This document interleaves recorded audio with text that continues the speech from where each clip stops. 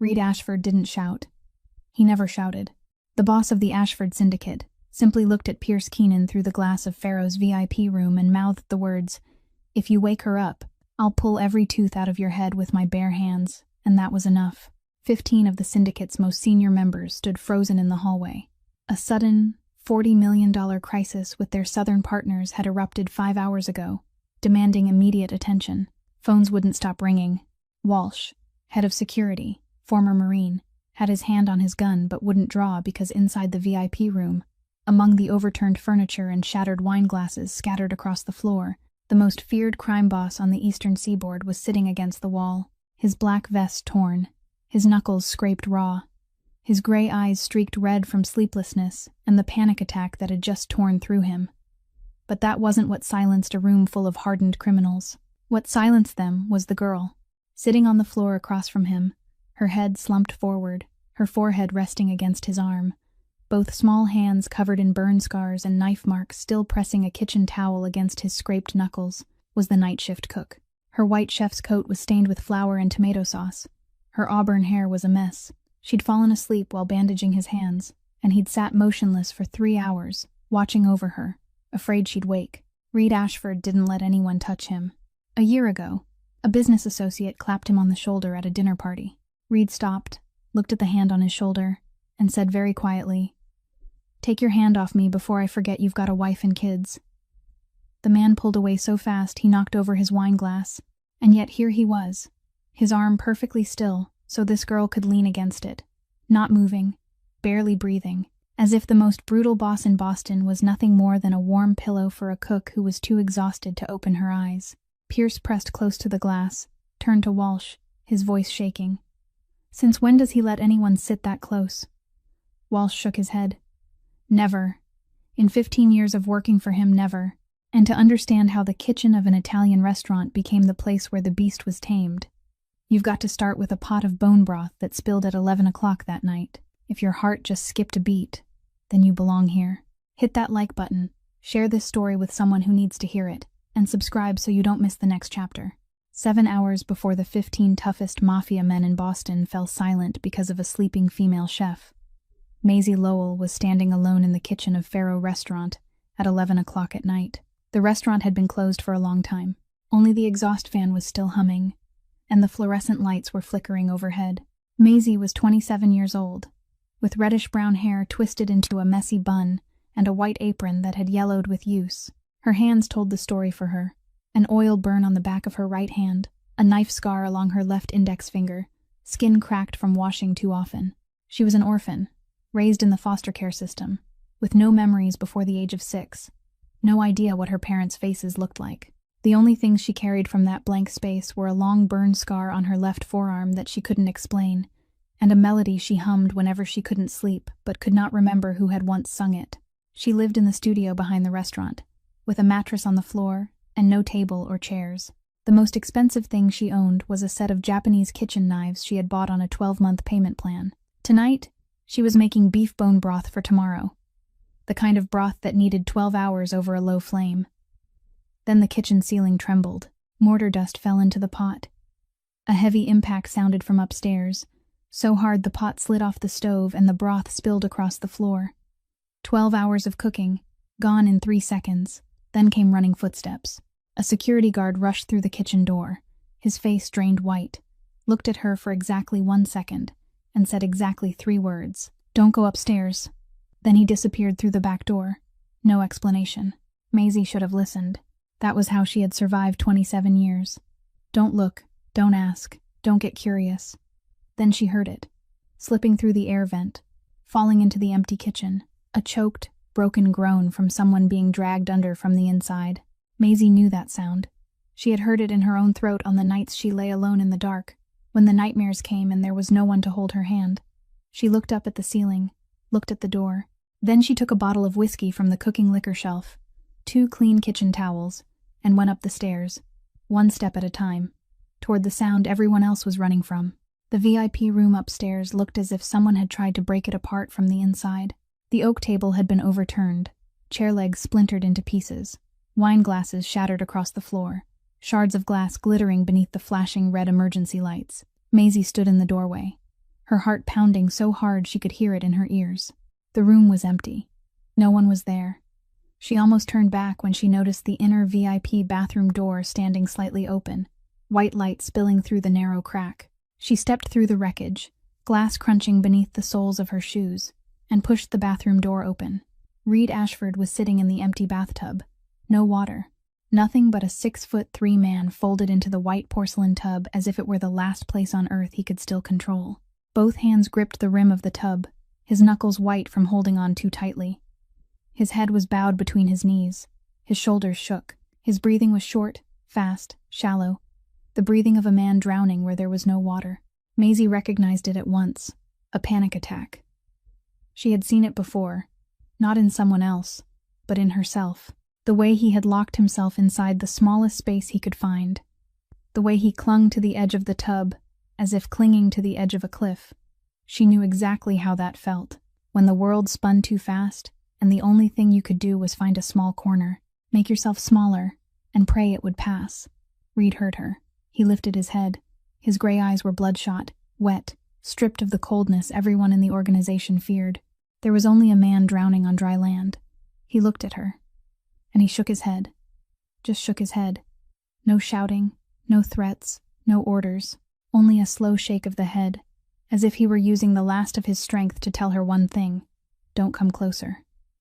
Maisie should have listened. She knew who he was. Every employee at Faro knew the rules. Don't look the boss directly in the eye. Don't speak unless asked, and absolutely never touch him. But Maisie didn't run.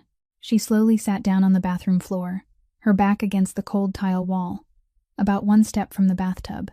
She set the whiskey bottle and the kitchen towels beside her. Then she began to speak. Not to him. She simply spoke.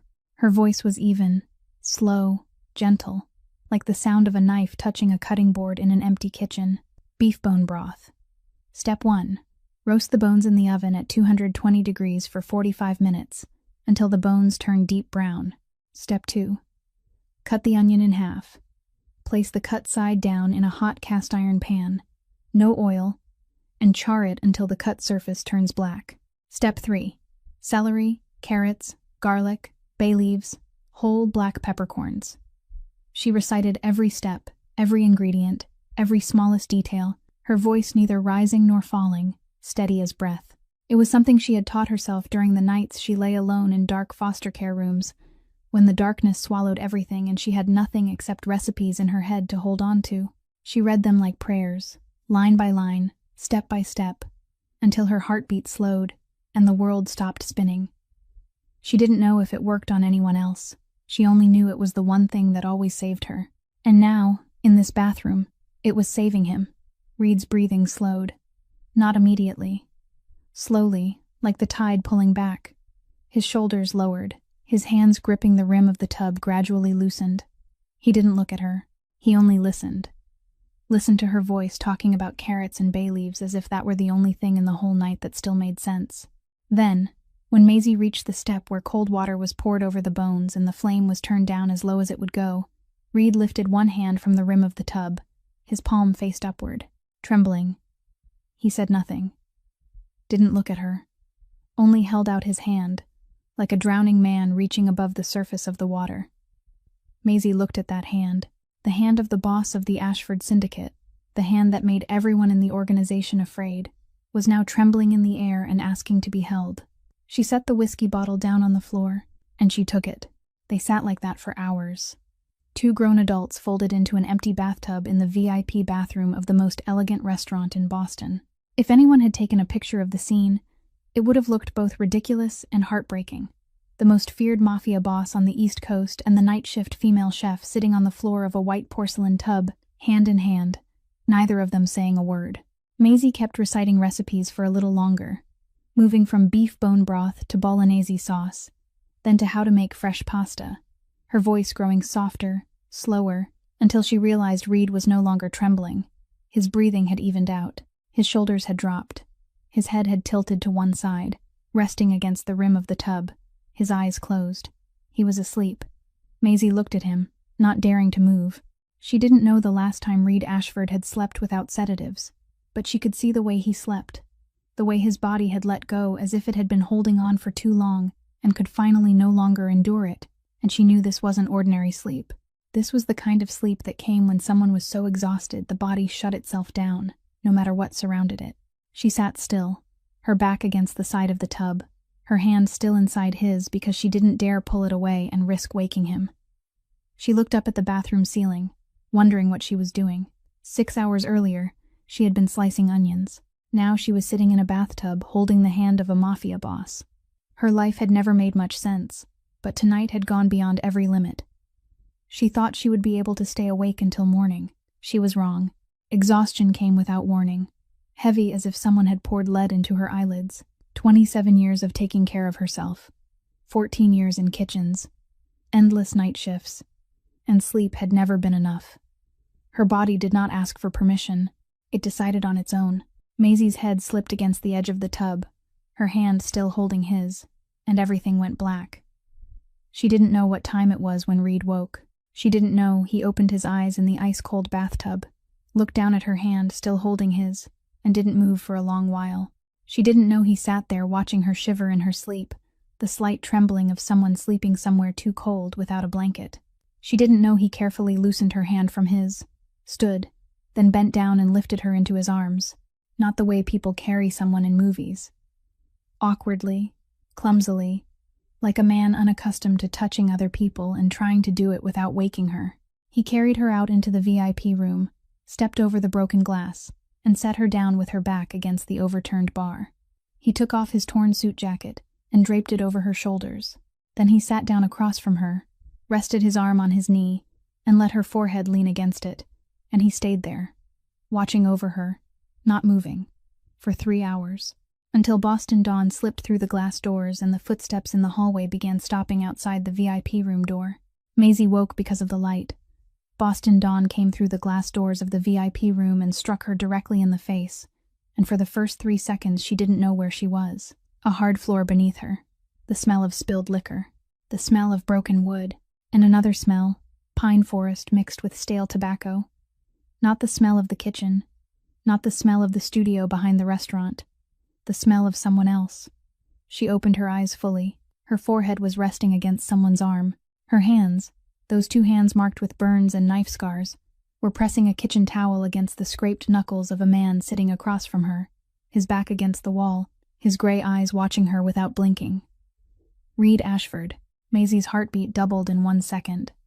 But she didn't panic. 27 years of survival had taught her something no school ever could. When you wake up somewhere unfamiliar, don't struggle. Don't make noise. Assess the exit before anyone knows you're awake.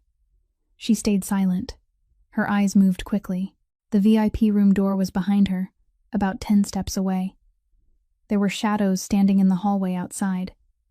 Many shadows. She could hear whispering beyond the glass door. She slowly pulled her hand away from his arm, gently, little by little, trying not to make any sudden movement. She had almost pulled it free when Reed opened his eyes. Not slowly. At once, sharp, alert, like a man who had never truly fallen into deep sleep but had only waited at the edge between waking and dreaming. Gray eyes looked straight at her. Maisie froze, her hand hanging in the air between his arm and her own knee. They looked at each other.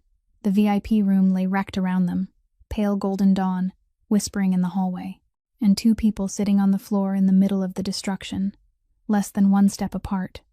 Reed looked down at his hand, where hers had just been. Then he looked up. "You're the first person who didn't run." His voice was hoarse, low, breaking at the end of the sentence. Not the voice of someone giving an order, the voice of someone waking from a nightmare and finding that someone was still there. Maisie swallowed. "I'm not a hero. I just know my broth spilled because of you, and someone has to clean it up." Something passed through Reed's eyes. Not a smile, something close to it, and sadder than it.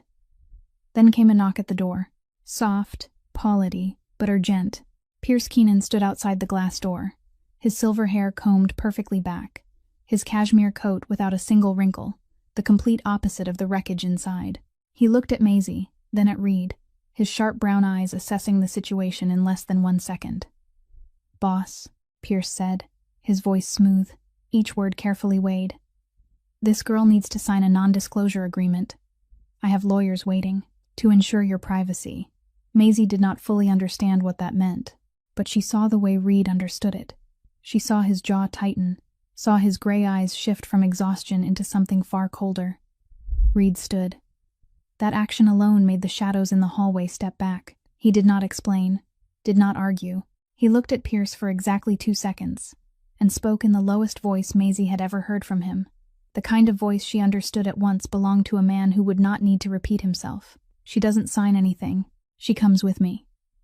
Then he turned his back on Pierce, bent down, took Maisie by the wrist, and pulled her to her feet. Not roughly, but without giving her a choice. He led her through the broken glass, through the silent hallway where 15 men stepped aside like water parting before the bow of a ship, and into the private elevator at the end of the hall. The elevator doors closed. Maisie stood inside the small steel box beside the Mafia boss with dried blood still on his knuckles, and wondered exactly when during the night her life had slipped off its rails. The elevator opened on the top floor, and Maisie stepped into a world that didn't belong to her. Reed Ashford's penthouse looked like a showroom from an architecture magazine where no one actually lived.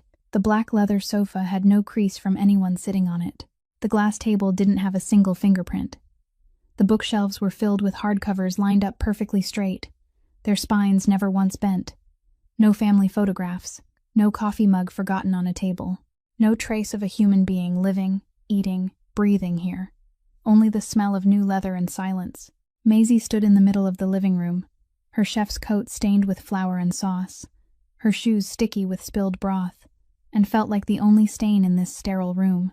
Reed walked past her without saying anything, opened a cabinet in the hallway, took out a neatly folded set of clothes, and placed it on the table. Black sweatpants and an oversized black t-shirt. "Bathroom at the end of the hall," he said, his voice clipped like an order in a meeting. "Change. The smell of kitchen grease is giving me a headache." Maisie took the clothes and said nothing. She went into the bathroom, locked the door, and changed quickly. His t-shirt fell to her knees. The sweatpants had to be folded up 3 times at the ankles. She felt fragile and small, wearing clothes that belonged to a world she had never known.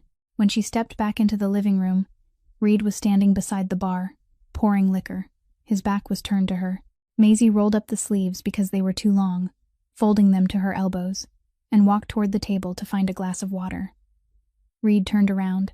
He looked at her, starting from her bare feet on the wooden floor, moving up to the shirt swallowing her small frame, then to her arms with the sleeves pushed high, and he stopped. His eyes locked onto her left forearm, the burn scar. Long, running from her wrist almost to her elbow, the skin wrinkled and shiny, a paler pink than the skin around it. Not a kitchen oil burn. Kitchen oil burns were round, small, scattered. This scar was long, unbroken, the kind of burn left when fire had licked across someone's skin. The glass in Reed's hand trembled. He had known about the scar for 6 months, but seeing it up close in the light of his own home made the guilt in his chest burn worse than any fire. Maisie realized he was staring. She looked down at her arm, then looked up, frowning. "What's wrong?" Reed blinked. He set the glass down, took a towel, and wiped his hand, every movement slow and controlled, as if he were using them to buy time. Nothing. But his voice had changed. Maisie didn't know how to describe it. She only knew that 3 seconds earlier, he had been the man who ordered an entire organization to keep quiet because of her, and now he was someone else. He no longer looked straight at her. His eyes moved past her shoulder, toward the window, down to the floor, anywhere except at her. He walked to the window and turned his back, staying silent for a very long time. Then he asked, his voice lower than before, "Earlier, when you first came into the bathroom, before you started reciting the recipe, you sang something, very softly. Did you know that?" Maisie shook her head. "I didn't sing anything." "You did," Reed said, still facing away. "A melody, no words. You hummed it when you were standing in the bathroom doorway, before you sat down." Maisie tried to remember. She remembered her heart pounding when she saw him in the bathtub. She remembered sitting down. She remembered beginning to recite the recipe. But between the moment she saw him and the moment she sat down, there was a blank space. She didn't remember singing. "Maybe," she said slowly. "Sometimes I hum without knowing it. Some song I've known since I was little. I don't remember who sang it to me. Reed did not turn around. His shoulders were rigid.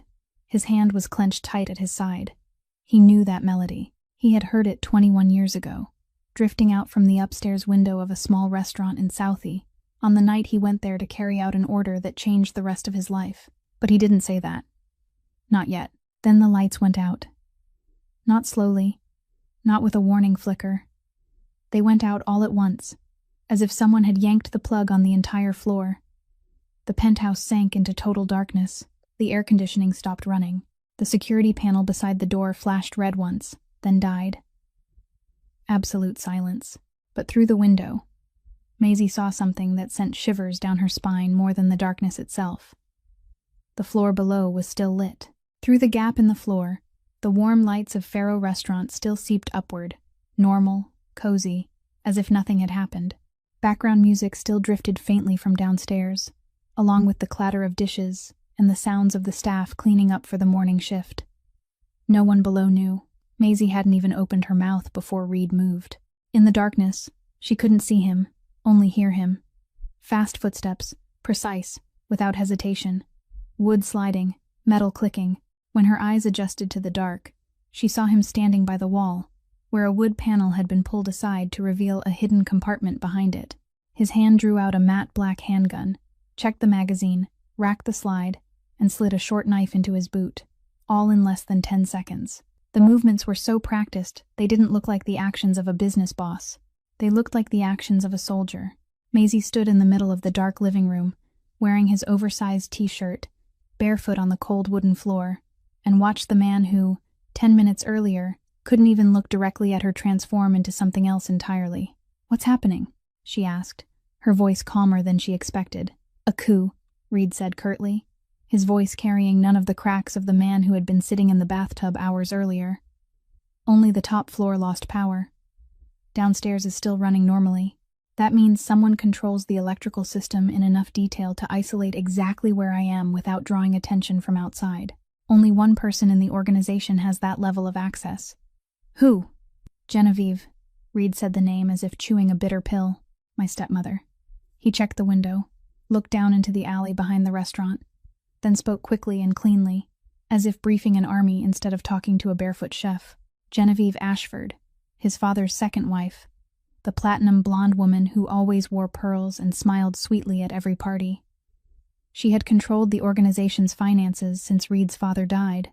She had a biological son, Brody, 28 years old, weak, addicted to gambling, but carrying the Ashford name, and she had been waiting for this chance for a very long time. "Every year, on this night, I cancel everything," Reed said, his voice empty of emotion. "I lock myself away, drink, wait for it to pass. She knows. She's been watching that pattern for years. She knows tonight is when I'm weakest." "Why tonight?" Maisie asked. Reed didn't answer. He only tightened his grip on the gun and kept speaking.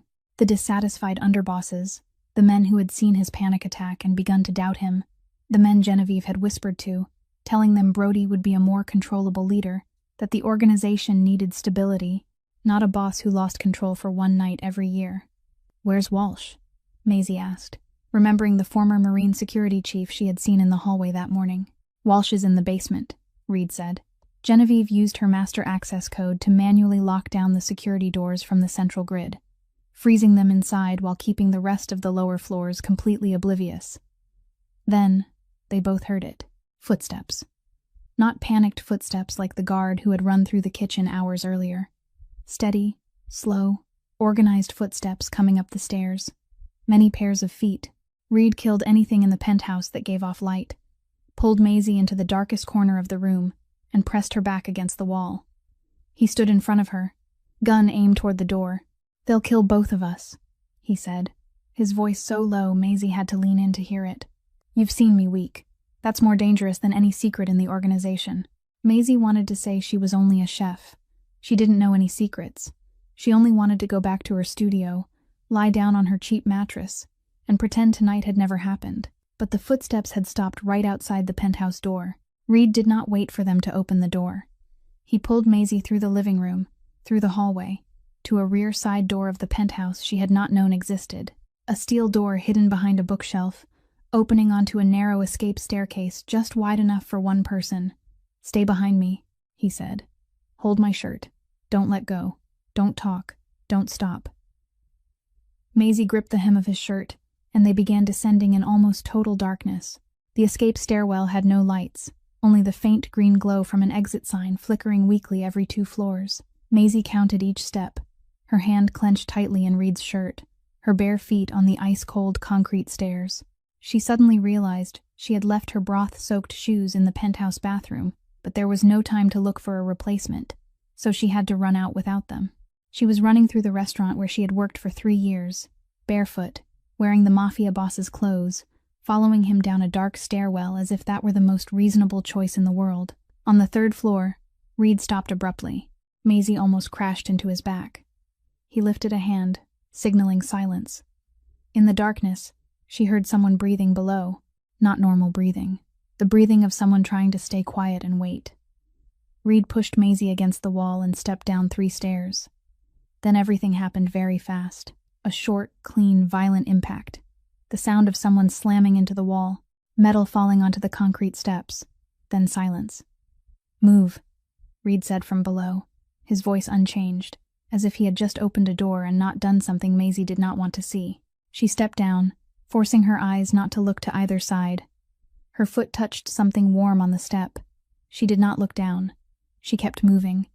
Reed took her wrist and pulled her past. They continued downward. It happened 2 more times. Each time, Reed stopped, pushed her against the wall, disappeared for a few seconds, then came back and said, "Move," in a voice that never changed. Maisie did not ask. She did not want to know. She only held his shirt and stepped, until her feet touched familiar tile and the smell of cooking oil, garlic, and spices rushed into her nose. The kitchen. Her kitchen. They had reached the restaurant floor. Maisie stopped before she could control herself. The kitchen lay in darkness. The lights on this floor were still on, but someone had switched off the kitchen area. She could see the familiar shapes, the stainless steel counters, the hanging rack of pans, the 6-burner gas stove, the double sink, her territory, the only place in the world where she felt she knew who she was. Now it sat in the dark, silent, unfamiliar, like the home of someone she had once known. She wanted to stop, wanted to turn on the lights, wanted to stand at the stainless steel counter and pretend tonight had never happened, but Reed pulled her onward. "I'll fix your kitchen for you," he said, as he dragged her through the kitchen door. Maisie did not look at him. Her eyes stayed fixed on the kitchen receding behind her. "I don't need a new kitchen," she said, her voice flat. "I need peace." Reed did not answer. He pulled her into the storage hallway behind the kitchen, the narrow corridor customers never saw, the path only kitchen staff knew. And here, for the first time since leaving the penthouse, Maisie led the way. She moved ahead of him, turned right past the dry goods room, past shelves stacked with canned tomatoes and 20-kilogram bags of flour, past the hidden corner. The security team had never bothered to check, because it was too small and too dirty for them to care about. She knew every tile, every water pipe, every crack in the wall. 3 years of night shifts had made this her world. She led him to the very end of the storage hallway, where the heavy steel door of the cold room stood silent. "In here," she said. "Steel door, no camera. No one knows this place except the kitchen staff." Reed looked at the door, looked at her, then nodded. For the first time that night, the Mafia boss took orders from the chef. The cold room sat at the very end of the storage hallway, about 20 meters from the main cooking area. Maisie pulled the heavy steel door open, pushed Reed inside, then closed it behind them. She turned the lock from the inside, and the metal striking metal made a dull sound in the narrow space. The fluorescent light on the ceiling flickered several times, then settled into a trembling, cold, white glow. The cold room was not large, only about 10 square meters, with all 4 walls lined with steel shelves holding frozen meat, canned vegetables, and cardboard boxes stacked on top of one another. The temperature was much lower than outside, and her breath began to leave her mouth in thin mist. This was the place she knew best in the entire Faro restaurant. She took inventory here every night. She knew which box held what, which shelf stood where, how many centimeters thick that steel door was. No cameras, no second entrance. The security team had never bothered to set foot here because, in their eyes, The cold room was only a place for beef and frozen shrimp. Maisie turned back to look at Reed. He was leaning against the wall, one hand braced on the steel shelf, his head slightly lowered. He still looked as if he was standing firm. Then his legs buckled. He did not fall. His knees simply folded slowly, as if his body had decided it had pretended to be strong long enough. He slid down the wall, his back dragging against the cold steel, and sank onto the floor. Maisie saw it immediately. Blood. A dark stain on the right side of his torn vest, so dark the fabric shone wet beneath the fluorescent light. The blood had spread wide, soaking from his hip down to the waistband of his pants. "Since when?" Maisie asked, her voice sharpening. Reed did not look at her. "The stairs. Second floor. Second floor." Which meant he had been wounded during the first fight on the stairs. Which meant he had gone down 2 more floors, dealt with 2 more ambushes, pulled her through the kitchen, crossed the entire storage hallway, and not said a word. Maisie knelt beside him. Her cook's reflex took over before she could think, the same instinct she used when oil splashed onto her hand or a knife cut her finger. "Do not panic. Handle it." She pulled up his shirt. The bullet had grazed his hip, carving a long line across the flesh, but not lodging inside. It was bleeding heavily because he had kept moving instead of applying pressure. She grabbed a clean towel from the storage shelf, the kind she used to cover meat trays, folded it into quarters, and pressed it hard against the wound. "Hold," she ordered, placing his hand over the towel. Reed obeyed without resisting, and that frightened Maisie more than any gunshot on the stairs. The boss of the Ashford Syndicate obeyed the chef without resistance, which meant he was too weak to be stubborn anymore. The cold of the room began to eat into him. Combined with the blood loss, it turned his skin gray, his lips pale, his gray eyes unfocused, like a man seeing everything through frosted glass. Maisie pressed the towel harder, her hands trembling from the cold, but she did not let go. She looked at him and thought, if he dies here, in her cold room, between frozen meat and boxes of tomatoes, then it would be the worst and most absurd way for the most feared mafia boss on the East Coast to go. Reed began to drift. Maisie saw it happen piece by piece, the way his eyes lost focus, the way his head tilted to one side, the way his body slowly grew heavier beneath her hands, as if gravity was pulling him down deeper than it should. The cold of the freezer room and the blood still seeping through the towel she was pressing against him were working together to drag the boss of the Ashford Syndicate out of reality, and Maisie had nothing to fight them with except her 2 small blood-wet hands holding that towel tight against his hip. "Look at me," she said. "Open your eyes. Look at me." Reed opened his eyes, but he wasn't looking at her. He was looking through her. Looking at something behind her. Or behind 21 years ago. Maisie didn't know. His lips moved. At first there was no sound, only breath touching the cold air and turning into a thin mist. Then the words began to come, small, broken, tangled. "It wasn't. I didn't know. They had." He was speaking to someone who wasn't there. His eyes stared up at the freezer room ceiling, but he was seeing something else, something very far away, very old, very hot inside this room that was so cold. Maisie kept pressure on the wound with one hand and gripped his shoulder with the other, trying to hold him here. "Reed, Reed, look at me. You're in the freezer room. You're with me." But Reed wasn't with her. He was somewhere else. Somewhere the cold and blood loss had opened a door he had kept locked for 21 years. The shell fell away. The mafia boss fell away. The 21-year-old man stepped out of the wreckage. "Ciara," Reed whispered. The name fell from his mouth like a coal he had held between his teeth for too long. "Ciara, I'm sorry. The fire. I came too late." It was too late. Maisie froze. Her hand was still pressing the towel against his hip, but her whole body stopped working. Ciara. She didn't know that name. She had never heard it before, but when it touched her ears, something flared inside her chest. Hot, sharp, painful. As if someone had lit a flame in a place she had thought had gone cold long ago. Her body reacted before her mind did. Tears came before she understood why she was crying. She didn't know who Ciara was. She didn't know what fire. But her bones knew. That name touched the deepest place. The place 21 years of memory could not reach.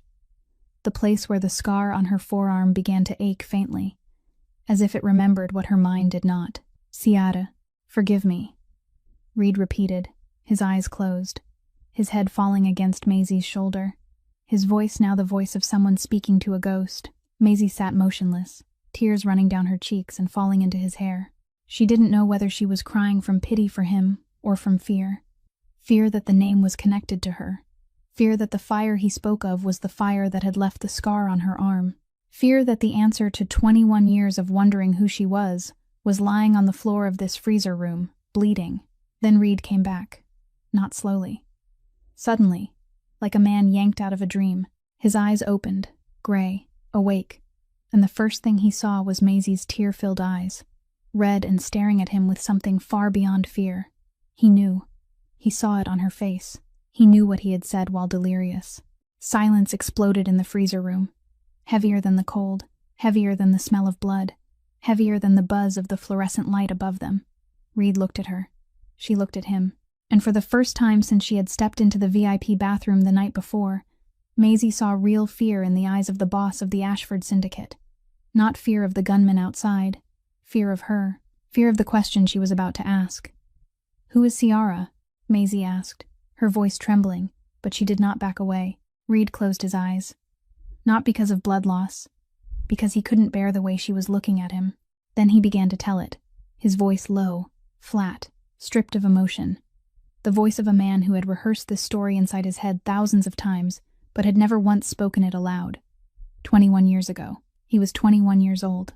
His father, the previous boss of the Ashford Syndicate, called him into the study one October night and gave him a name. Patrick Lowell, a chef, a former member of the organization. He had once cooked for his father's private meetings, had once been trusted, had once sat at the same table with men outsiders were never allowed to know by face. Then Patrick Lowell wanted out, wanted a normal life, wanted to open a small restaurant in Southie, cook for ordinary people, and come home to his wife and daughter every night. Reed's father called that betrayal. In this world, you don't leave. You're invited out, or you're carried out. There is no third door. Reed was given the assignment. At 21, he did not ask why, did not ask whether Patrick Lowell had a family, did not ask anything. He took the order and drove to Southie at midnight. But when he arrived, the restaurant was already burning. Someone else from his father's side had acted first. He didn't know why. Maybe his father didn't trust him to be cold enough. Maybe his father wanted certainty. Maybe it was a test to see whether he could stand there and look at the result. He parked across the street and watched. Fire was roaring on the lower floor, black smoke rolling into the October sky, and from the upstairs window, where the flames had not reached yet, he heard that melody, a lullaby, a woman's voice, small, shaking, singing to someone in the dark while the fire crawled up the stairs. Ciara Lowell was singing to her daughter. Reed stood across the street and listened. He didn't run inside. He didn't call the fire department. He stood there, 21 years old, both hands locked around the steering wheel, and listened to that melody until it went out. Then the firefighters came. The police came. He sat in the car with the lights off and watched them work. He heard one rescue worker say to another over the radio, "One survivor taken to the hospital." He did not ask who had survived. He did not go to the hospital. He drove home, went straight into the bathroom, threw up until there was nothing left in his stomach, then sat on the bathroom floor until morning. 21 years old, and he had become something he could never take off. He did not follow the survivor, did not check the hospital, did not find out. He ran away, not with his feet, but by pretending that night had never happened. 21 years. Every year on that exact night, the panic attack came. He locked himself away, drank, waited for it to pass, then stood up the next morning and became the boss again. For 21 years, he did not know who the survivor was, where she was, whether she was alive or dead, until 6 months ago. He couldn't sleep, like most nights, and went down to the restaurant floor at 2 o'clock in the morning. Habit, wandering through his own building while the whole world slept. He passed the kitchen, looked in through the round glass window. The night shift chef was washing pots. She had her sleeves rolled up, and he saw it, the burn scar, long, running from her wrist almost to her elbow. Not a kitchen oil burn, a fire burn. The kind of burn documented in the old police files of the Lowell restaurant fire, which noted that the only survivor, a 6-year-old girl, had suffered severe burns to her left arm. Reed said he had to grab the bar counter to keep from falling. He said his world collapsed right there at the kitchen door at 2 o'clock in the morning, quietly, without sound, like a building dropping into a deep hole inside a dream. He had stayed silent since then. 6 months watching her come to work every night through the security cameras. 6 months knowing who she was and not saying a word. 6 months asking himself what he should do, then doing nothing, because he was a coward, and cowards are best at one thing: silence. The freezer room was so quiet, Maisie could hear the fluorescent light buzzing overhead. She said nothing. She stood slowly, both hands falling to her sides, and backed away, step by step, backing into the farthest corner of the freezer room until her back touched the ice-cold steel shelf. She turned her back to him. Her shoulders trembled. Not from the cold. She did not cry out loud, did not scream, did not say, "I hate you." She only stood there with her back to him, silent, and that silence was heavier than any curse she could have spoken. Reed looked at that small back, he looked at her trembling shoulders, and he said, his voice hoarse, broken, with nothing left of the boss, nothing left of the man who had ordered 15 people to stand still in the hallway that morning. "The door isn't locked." Maisie did not look at him. She walked to the freezer room door, turned the lock, and pulled the heavy steel door open. The storage hallway was pitch dark, cold, smelling of damp concrete. She stepped out, bare feet on the ice-cold tile floor. 1 step, 2 steps, 3 steps. She walked toward the end of the hallway, where the door led out to the alley behind the restaurant. She could go outside. She could run. She could disappear into the Boston night the way she had disappeared from every place that had ever held her over the past 27 years. Foster care had taught her one skill no one ever valued properly: knowing when to leave. 4 steps. 5 steps. Then she heard it. Behind her. Not footsteps. Dragging. Heavy, slow, wet. The sound of fabric and skin scraping across tile. Maisie stopped. She turned her head. In the darkness of the hallway, Reed Ashford was crawling out of the freezer room. Not crawling toward her, crawling the other way. He was trying to drag himself to the steel door, both hands gripping the edge, trying to pull it shut. Blood streaked the floor from where he had been sitting to the threshold. The wound at his hip had opened again because he had moved. He did not have enough strength to stand. He used both hands to pull at the steel door, his body shaking, his face gray, and he was trying to close the door. To close the door between her and the inside. Between her and the gunman whose footsteps were already echoing from the other side of the storage hallway. He was trying to turn himself into a wall. He was trying to block the door with his own body so she would have a few more seconds to run.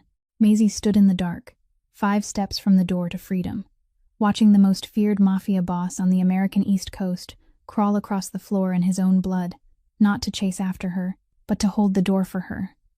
She did not forgive him. Not now, maybe never, but in that moment, she saw something that 27 years in foster care had never shown her. Someone willing to die so she could live. Not because of who she was, because he owed her that. Maisie turned back. She walked those 5 steps in reverse.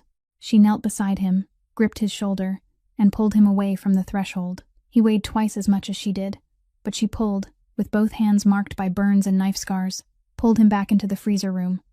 She closed the door, turned the lock. Then she looked back at him lying on the floor, breathing heavily, blood on his shirt, his eyes open and staring at her with a stunned expression she guessed he did not show often. "Shut up," Maisie said. "Let me work." Her voice no longer trembled. It was the voice of a chef, giving orders in a kitchen.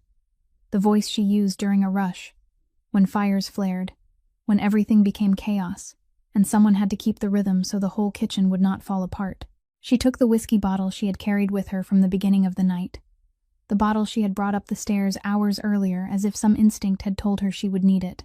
She tore the hem of his oversized t-shirt into long strips, poured whiskey over them, and pressed them against the wound at his hip. Reed clenched his teeth, his body going rigid as the alcohol tore into raw flesh, but he did not make a sound. "I've taken care of myself my whole life," Maisie said, pressing hard, her eyes not lifting. "Don't you dare be weaker than me." She tied the fabric tightly around his hip, then sat back, lifted his head off the cold floor, and placed it on her lap. "Now you're going to talk to me," she ordered. "Tell me anything. I don't care what it is. But if you close your eyes, I'll pour the rest of this whiskey on your face. Understand?" Reed looked up at her from below, his gray eyes hazy. And for the first time in that long, terrible night, something like a smile moved across the corner of his mouth.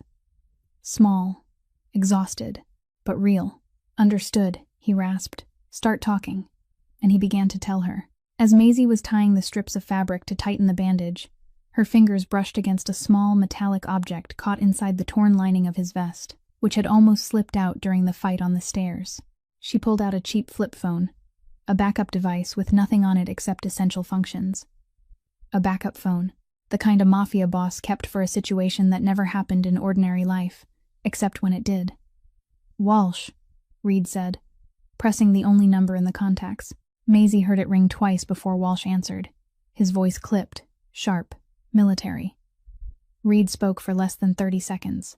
Location, condition, estimated number of gunmen. Walsh answered with even fewer words. He had broken through the basement door 30 minutes earlier, was in the parking lot behind the restaurant with 7 loyal men, waiting for a signal, because he did not know where Reed was, and did not dare move blind. I need you to come in through the rear kitchen door, Reed said, but I need chaos first. The men upstairs have to be disoriented, or you won't get in clean. What kind of chaos? Walsh asked. Reed looked at Maisie.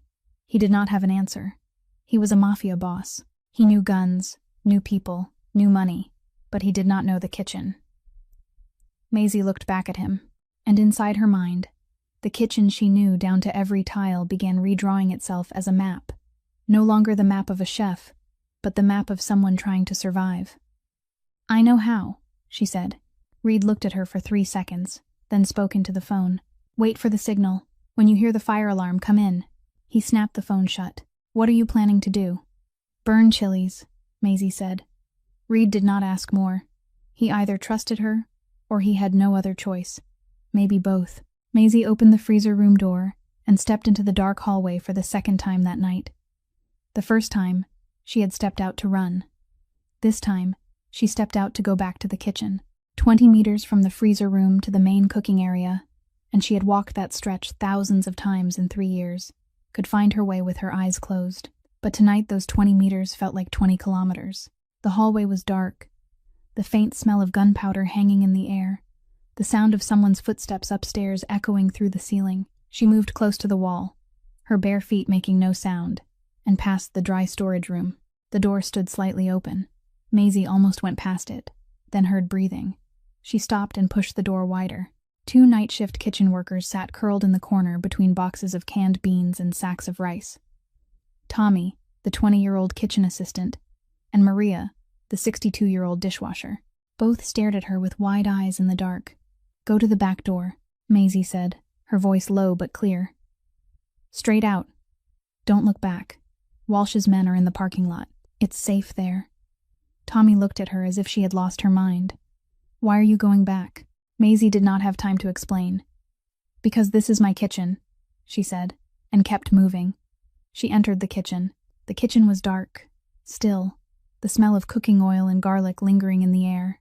She moved by body memory, one hand touching the stainless steel counter, counting her steps to the gas stove, finding the largest cast iron pan hanging on the rack. She set the pan on the stove, turned on the gas, and blue flame burst up, the first light she had seen since leaving the freezer room. She took cooking oil from the 20-liter container and poured it into the pan. While the oil heated, she opened the spice shelf and took all the dried chilies, 3 full bags, the kind she used for arrabbiata, the kind so sharp that a single pinch could burn the eyes. She dumped all of it into the boiling oil. Smoke rose instantly, hot, thick, and vicious, tearing at the eyes. Then she went to the industrial ventilation control panel on the wall. She knew this system well because she was the one who turned it on and off every night. Normally, it pulled smoke from the kitchen and sent it outside. Maisie reversed it. She switched the mode from extraction to push. The thick, burning chili smoke was forced backward into the upper floor ventilation ducts, targeting the men above. Choked coughing, curses, frantic footsteps. Her own nose burned too, but she was used to it. 14 years in kitchens with chilies and oil smoke had hardened her eyes against something ordinary people could not endure. The automatic fire alarm triggered. The shriek of the alarm tore through the silence of the entire building. And in the parking lot behind the restaurant, Walsh heard the signal. Boston dawn slipped through the glass doors of Faro Restaurant as if nothing had happened. Pale golden light fell across the marble floor. Across the dining tables, still covered in spotless white cloths from last night's service. Across the wine glasses arranged upside down in neat rows on the polished bar. The restaurant downstairs was still intact, beautiful, perfect, like a mask over a rotting face. And standing in the middle of the main dining room, beneath the crystal chandelier, was Genevieve Ashford, 60 years old, platinum blonde hair swept back without a single strand out of place. A perfectly tailored black dress, the kind of dress Maisie would have to work 3 months to afford. A single strand of pearls around her neck, glowing faintly in the dawn light. She was beautiful in the way a scalpel is beautiful, sharp, cold, and designed to cut exactly where it needs to cut. Maisie had never met Genevieve directly. She only knew her from the times the woman passed the kitchen without looking in. From the sweet voice drifting down from the VIP room during parties. From the way the restaurant staff lowered their heads when she walked by, as if the floor belonged to her and not to Reed. Now she stood here, both hands folded in front of her stomach, a thin smile on her lips, and around her were 9 men holding guns. Not outside mercenaries. Maisie recognized a few faces, underbosses she had once served food to in the VIP room, men who had always looked at her as if they were looking through her, men now holding guns and standing behind the woman who had promised them the one thing Reed never would: comfort. And behind Genevieve, half a step back, as if trying to hide inside his mother's shadow, stood Brody Ashford, 28 years old, handsome in the way of someone life had never struck, pale-skinned, light brown hair neatly combed, wearing a gray suit, but his tie sat crooked because his hands were shaking. His face was bloodless. His eyes were fixed on the floor. His entire body language screamed one thing: he did not want to be here. He was his mother's pawn, not the king. Reed stepped out through the kitchen door. Maisie was right behind him. He stood straight, even though blood was still darkening the cloth tied around his hip. His torn suit jacket, boots on his feet, face gray from blood loss. But his gray eyes were completely awake. He looked like what he truly was, a man who had walked through hell all night and was still standing. His hand held Maisie's. Not romantically, firmly, briefly, the way someone holds on while pulling another person out of a crowd. A grip that said, "You're here, with me, and no one touches you." Genevieve saw them. Her smile did not change, but her eyes narrowed for the smallest part of a second when she saw Reed holding the chef's hand. "Reed, darling," Genevieve said, her voice sweet as honey poured over a razor blade. "You look terrible. I told you that you should rest more." Then from behind, through the rear kitchen door of the restaurant, Walsh stepped in. Not alone. 7 men came with him, all armed, all silent, all taking positions along the wall like men trained to do exactly this. The coup had been countered by another coup. Genevieve's 9 men looked to both sides and realized they no longer controlled the room. Guns pointed from 2 directions, fingers on triggers. No one fired. No one lowered a weapon. The dining room of Faro Restaurant, where every night $400 steaks and $1,000 wine were served, had become a battlefield with 20 guns and a barefoot chef standing in the middle. A deadlock. Maisie felt Reed's hand tighten around hers. She looked at the dining room, at the guns, at Genevieve with her unshaken smile, at Brody trembling behind his mother, and she understood, with the strange clarity of someone who had lost everything and had nothing left to fear, that guns would not solve this room, but maybe words could. Maisie let go of Reed's hand. He looked at her, his eyes asking what she was doing, but she did not look back. She stepped forward, bare feet on the cold marble floor. She was clad in an oversized black t-shirt, its hem already raggedly torn from where she had desperately bandaged the Mafia boss. Reddish-brown hair in a mess. No gun, no knife.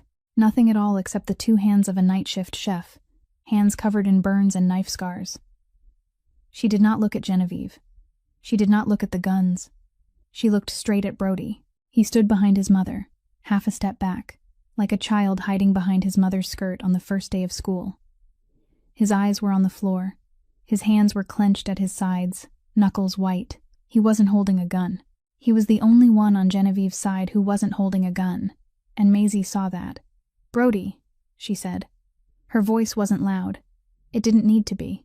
In a room so silent that the breathing of 20 people could be heard, Her voice carried clearly enough. Brody lifted his head, his eyes meeting hers.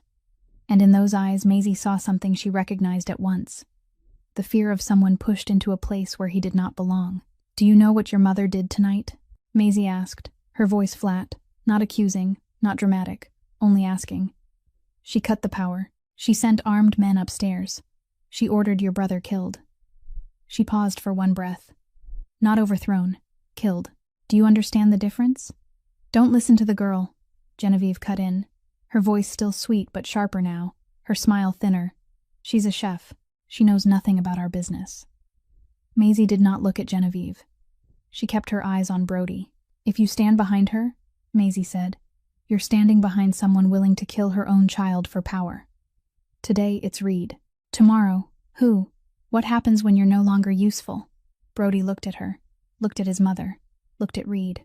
Maisie saw the way his eyes moved between the three of them, the way he swallowed hard, the way his shoulders rose and fell with his quick breathing. He was not a warrior. He was a 28-year-old gambling addict, standing inside a war he had never wanted to join. "Brody," Genevieve said, her voice changing, no longer sweet, sharp and cold as cutting shears. "Get back where you belong." Brody looked at his mother, and for the first time, he did not lower his head. "You promised I would replace him," Brody said, his voice shaking, small, but every word clear in the silent room. "But you didn't say I would have to step over his body to sit in that chair."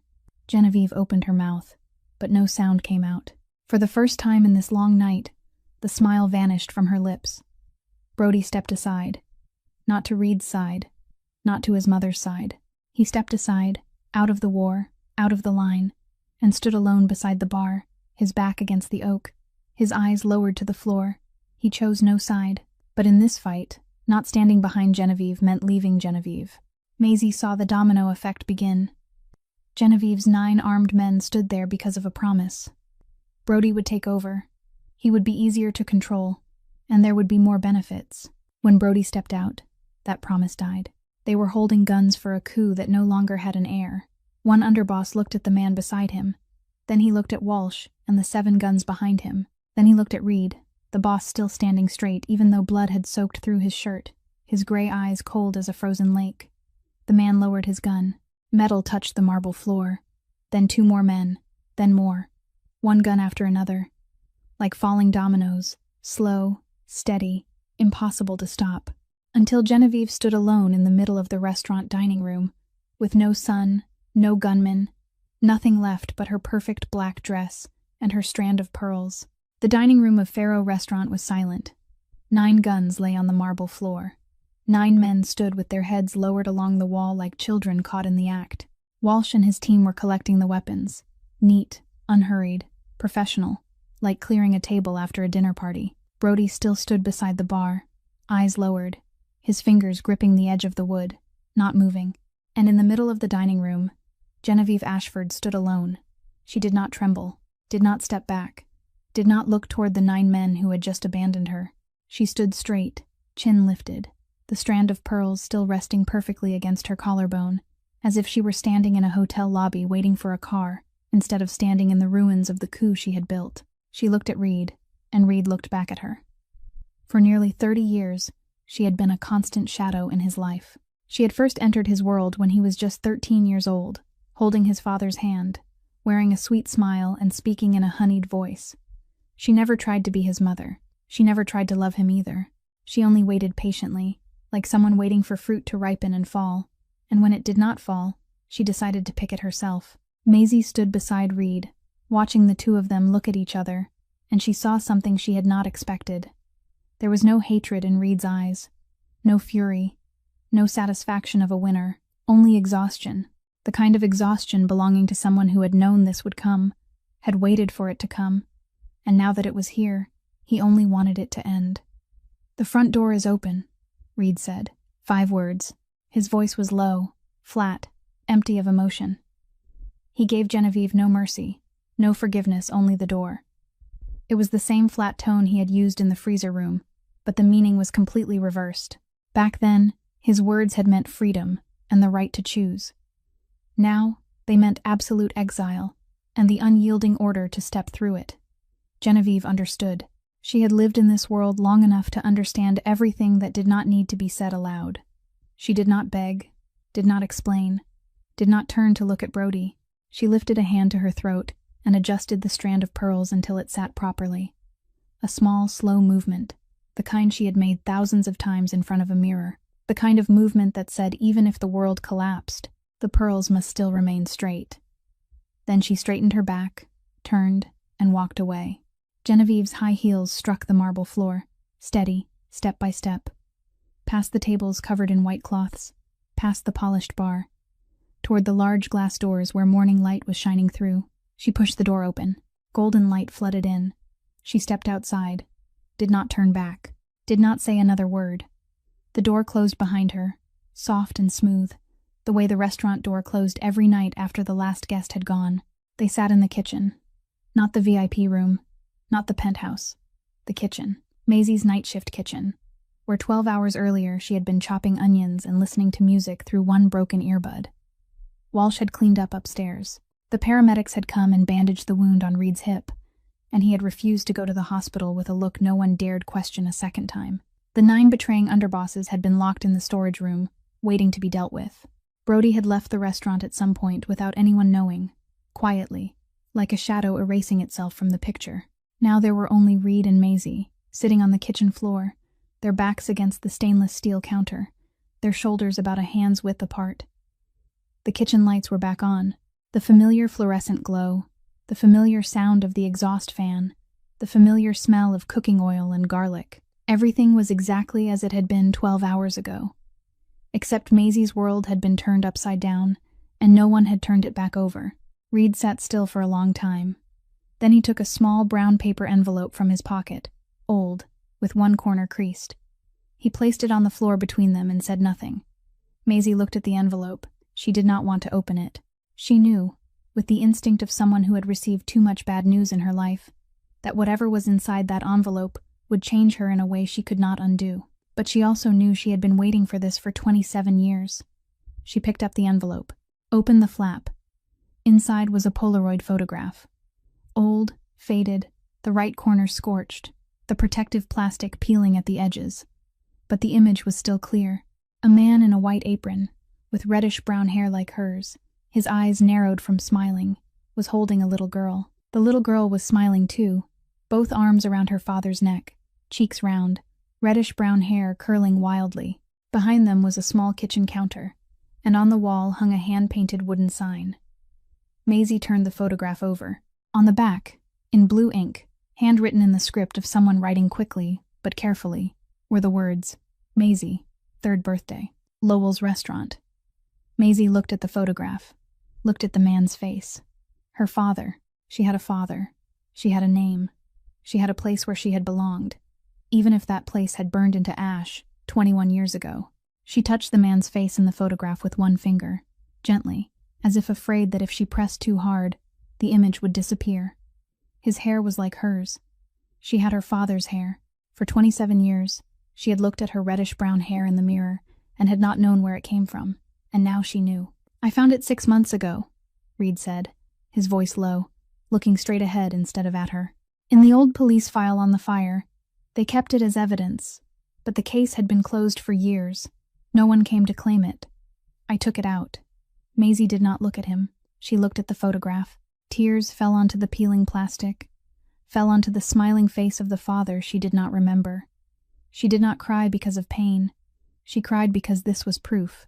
Proof that she had once been held, once been loved, once had someone write her name on a photograph in blue ink and keep it in a small restaurant in Southie as if it were the most precious thing in the world. She cried because for 27 years she had thought she had come from nothing, and now she was holding proof that she had come from love. She sat on the kitchen floor and cried, quietly, the photograph pressed against her chest, her shoulders trembling without sound. Reed sat beside her in silence, not touching her, not comforting her, not saying anything. He knew he had no right to comfort her. When her tears ran dry, Maisie drew in one long, shaking breath, then spoke, her voice hoarse but every word clear. I need time. She paused for one beat. Maybe a long time. Maybe forever. You don't get to force me to forgive you just because you saved me. You don't get to use tonight, or this photograph, or anything else, to demand forgiveness from me. That right belongs to me, not you. Reed nodded. He did not argue, did not explain, did not say, I understand, because that would have been a lie. He did not understand.